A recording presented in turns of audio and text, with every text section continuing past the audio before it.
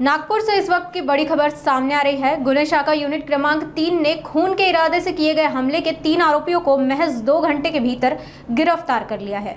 सूत्रों के अनुसार घटना तहसील थाना क्षेत्र के नंगा पुतला चौक की है, जहां 25 वर्षीय यशवंत राजू नंदनवार अपने मित्र के साथ पानी पूरी खाने गया था। तभी पहले से घात लगाए बैठे 3 आरोपी प्रेम उर्फ खंड्या कुंभरे, जय गांधी और सक्षम तांबे वहां पहुंचे और यशवंत को गालियां देते हुए जान से मारने की धमकी दी। आरोपी प्रेम ने चाकू से यशवंत पर वार किया, जिसे उसने जैसे तैसे बचाया, लेकिन आरोपी सक्षम ने लोहे की रॉड से उसके सिर और पैरों पर वार किया और उसे गंभीर रूप से घायल कर दिया। घटना के तुरंत बाद घायल युवक को मेयो अस्पताल में भर्ती कराया गया। वहीं पुलिस ने आईपीसी की विभिन्न धाराओं के तहत मामला दर्ज कर जांच शुरू की। गुना शाखा यूनिट क्रमांक 3 की टीम ने घटना की जानकारी मिलते ही त्वरित कार्रवाई करते हुए पांचपावली इलाके से तीनों आरोपियों को धर दबोचा।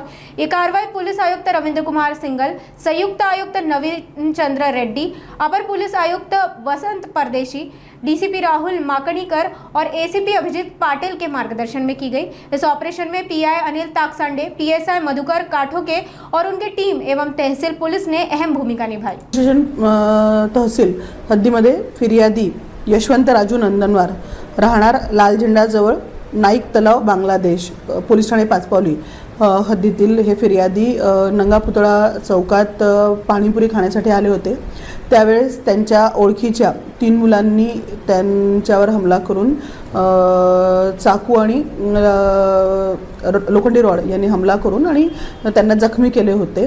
त्या संबंधाने 307 चा गुन्हा आरोपी नामे प्रेम उर्फ खंड्या छोटेलाल कुंभरे, सक्षम जय उर्फ गांधी या तिघांवर दाखल करण्यात आलेले आहेत। सर्वही आरोपी हे पोलीस ठाणे पाचपावली हद्दीत राहणारे आहेत।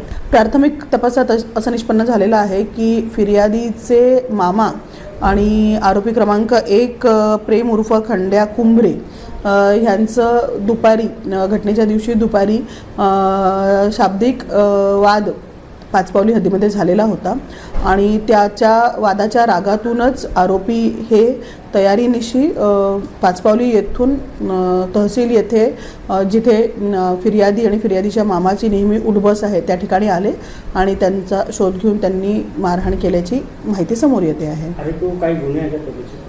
याच्यातील प्रेम उर्फ खंड्या नावाचा जो आरोपी आहे त्याच्यावर एक दारूचा गुन्हा यापूर्वीचा दाखल आहे आणि त्याशिवाय आरोपी नामे सक्षम याच्यावर एक गांजा कन्झम्पशनचा गुन्हा दाखल आहे।